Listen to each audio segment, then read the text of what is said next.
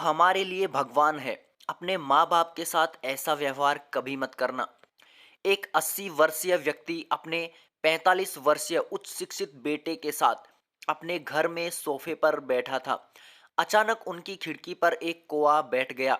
पिता ने अपने बेटे से पूछा, यह क्या है? बेटे ने जवाब दिया, यह एक कौवा है। कुछ मिनटों के बाद पिता ने अपने बेटे से दूसरी बार पूछा, यह क्या है? बेटे ने कहा, पिता, मैंने अभी आपको यह एक कौवा है कहा है। थोड़ी देर बाद बूढ़े पिता ने फिर से अपने बेटे से तीसरी बार पूछा, यह क्या है? इस समय बेटे के स्वर में कुछ जलन महसूस हुई। तब उसने अपने पिता से झुंझलाते हुए बोला, यह एक कौवा है, एक कौवा। थोड़ी देर बाद पिता ने फिर से अपने बेटे से चौथी बार पूछा, यह क्या है? इस बार बेटा अपने पिता पर चिल्लाया, आप मुझसे बार बार एक ही सवाल क्यों पूछते रहते हैं? हालांकि मैंने आपको कई बार बता चुका हूं कि यह एक कौवा है।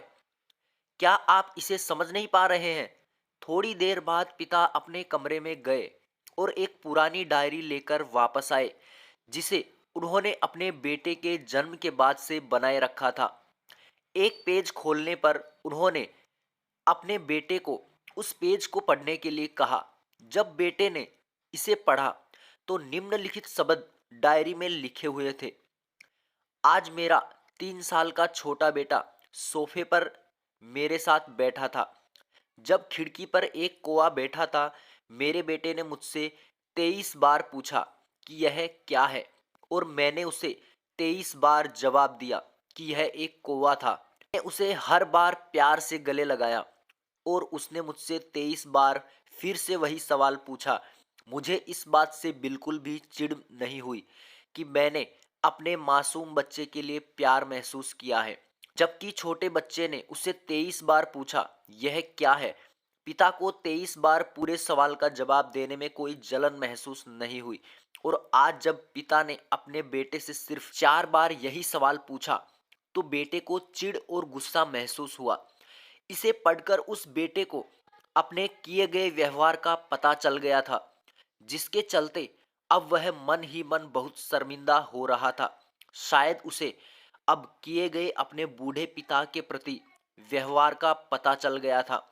इसलिए यदि आपके माता पिता जब बुढ़ापे में होते हैं, उन्हें न तो पीछे छोड़ें और न ही उन्हें एक बोझ के रूप में देखें, बल्कि उनके साथ अच्छा व्यवहार करें। अच्छे शब्द बोले, शांत, आज्ञाकारी, विनम्र और उनके प्रति दयालु बने। अपने माता पिता के प्रति विचारशील रहें। आज इस बात को कहें कि मैं अपने माता पिता को हमेशा खुश देखना चाहता हूँ। जब से मैं छोटा बच्चा था, उन्होंने मेरी देखभाल की। उन्होंने हमेशा मुझ पर अपने निस्वार्थ प्रेम की वर्षा की है। भगवान से प्रार्थना करें, मैं अपने बूढ़े माता पिता की सर्वोत्तम तरीके से सेवा करूंगा।